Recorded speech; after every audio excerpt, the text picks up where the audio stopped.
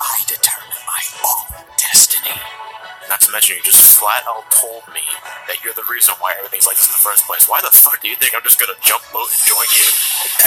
Just a stupid villain.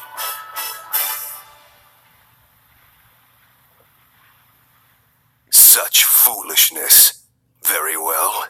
Let's see if you can entertain me. Alright, ladies and gentlemen, it's finally time to duke it out with meplise the Dark. And the boss fight itself is really not that big of a deal, to be perfectly honest. I really do like the shadow effect on the floor. Like, whenever Shadow's on the floor, his shadow is meplise. I really do like that graphical effect. And I gotta give props to meplise for having one of the best boss battle musics in this game. I really do like this piece. But about the battle itself, alright, so you're constantly surrounded by all of these meplise clones that every once in a while will like to try and dogpile you and detonate right in your face, which, cause some damage, but there are plenty of rings scattered throughout the entire arena, so you should never die from that. But what you're doing here now is that you want to homing attack enough of the clones so that your meter builds up, and once it fully maxes out, you have to activate Kaioken to get meplise to appear, and you can start attacking him directly. And to be honest, this gets pretty monotonous really fast, because you're just doing the same thing over and over and over and over and over and over and over and over and over again. And these are the creatures trying to dogpile you. If enough, they'll only begin to detonate once enough of them start dogpiling you. After that, they'll do like a little countdown squeal, and then they'll explode right in your face. See, this is them that's them detonate that. I think that's unavoidable. I don't think there's a way you can avoid that. But anyway, okay, when the meter's, fully maxed out, like it's about to be right here, let's hit the R trigger. Like, right now, there you go. Meplise will be exposed, and now you can homing attack the hell out of him. And at this point, the boss battle should end pretty quickly, because Meplis's health drops like a fucking rock when you manage to get in contact with him. The fight itself, though, it's really repetitive. And if you don't get Meplise when he's exposed for the first time, he will seep back into the floor, and you have to kill a lot of clones just to build your meter again. Then again, it takes a long time for your meter to deplete, so it shouldn't take you that long.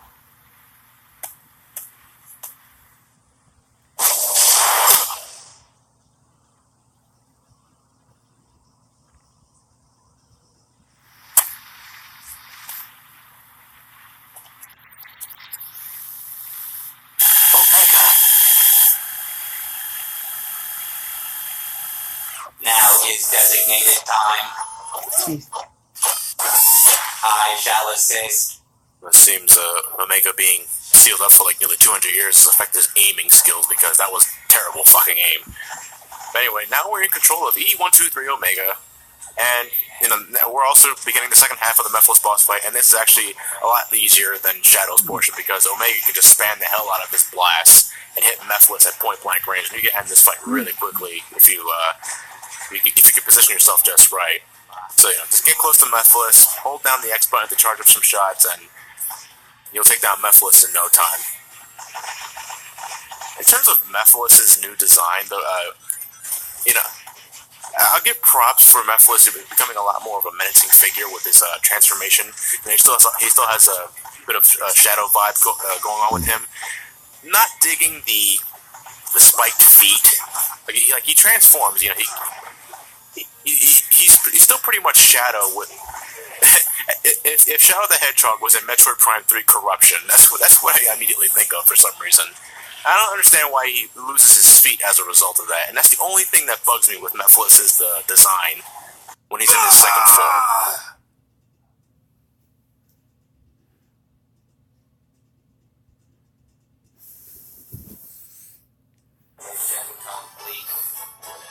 And that's Meplise the Dark. We'll be fighting him again? Maybe. But, not now. But we'll be getting into Omega's gameplay later. I'll make sure you regret this, Shadow the Hedgehog. Alright, ladies and gentlemen, the final boss in Shadow the Hedgehog story is Meplise yet again. Meplise Phase 2, as what the soundtrack calls it. And the fight is pretty much the first time we fought him, only a bit expanded upon.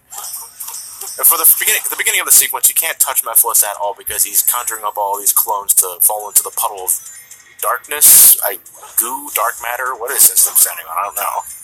Okay, obviously darkness because he's telling us to drown in it.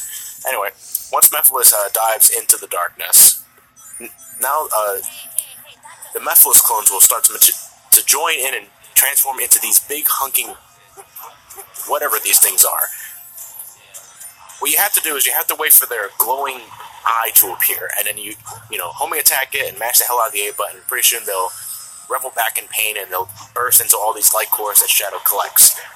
Like the first fight, what you're trying to do here is you're trying to build up your meter so you can use your Chaos boost to get Mephilus to show himself. With that said, I kind of find this fight easier than the first one because the Giants are really not that big of a deal to take down.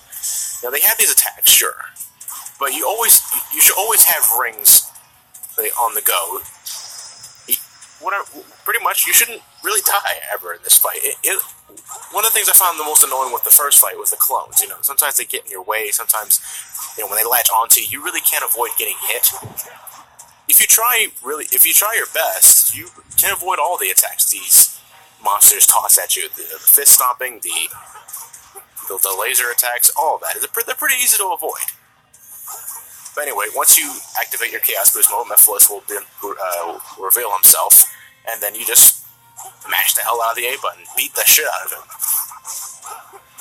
And you never have to worry about losing sight of Mephilus because the camera always locks onto him. Even when he's making clones of himself in an attempt to trick you, the camera will always lock on to the real one, which completely eliminates the point of trying to see if you were clones.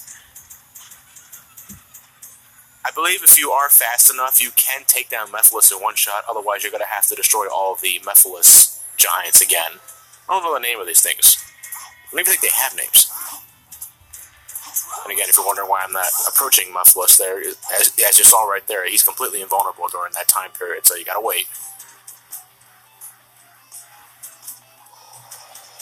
If I was fast enough, I could have got him in the first shot, but unfortunately that's not the case, so gotta kill some more giants again. See, wait for the eye to show up. I guess it's an eye. Then you just collect all these light cores. And the further the battle does go on, the more the giants will start to pop in more new. I could reward this so much better, ladies and gentlemen. I'm sorry. I'm very tired, and I'm just so glad we're almost done with this LP. Because